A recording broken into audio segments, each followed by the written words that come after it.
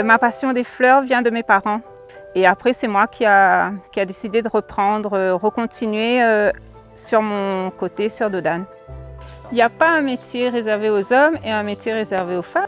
Être une femme dans ce métier d'homme, c'est pas plus difficile qu'un autre métier. Si on est épanoui dans ce que l'on fait, c'est l'essentiel en fait. Pour moi, le plus dur dans ce métier, c'est le réveil tôt des matins. Il faut se réveiller très tôt pour aller au marché. À 2 heures, on se lève. Après, même dans les champs, on se réveille quand même assez tôt, vers 5 heures, pour commencer le travail avant qu'il fasse trop chaud. Ça fait environ 2 ans qu'on a commencé à accueillir un peu les touristes par l'éveil des sens. Ça nous permet de partager notre métier, de montrer aux touristes l'envers du décor du marché forain. Le fait d'être en contact avec les différentes fleurs, les différentes couleurs, ça nous donne du bonheur. La cueillette, c'est la récompense.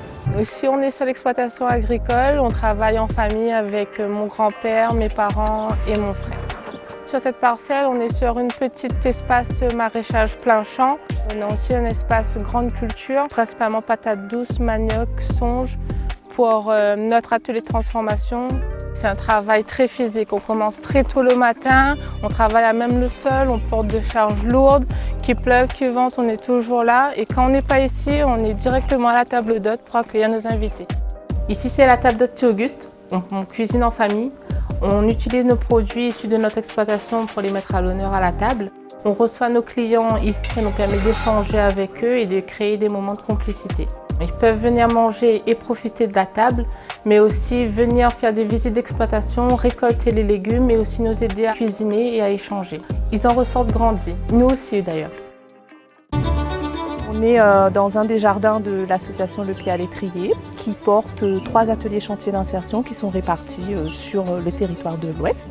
Sur ce jardin-là, nous avons 12 personnes qui y travaillent, du semis à la plantation, à la récolte, jusqu'au panier des adhérents qui passent leurs commandes chaque semaine et qui sont livrés dans des points relais.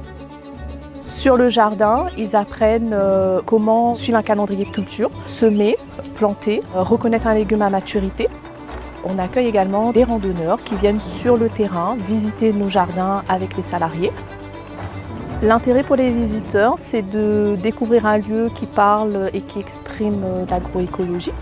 Et pour nos équipes, c'est surtout de parler de leur savoir-faire et de leurs compétences et d'ouvrir une voie vers des métiers autres dans l'agriculture et dans le milieu du tourisme.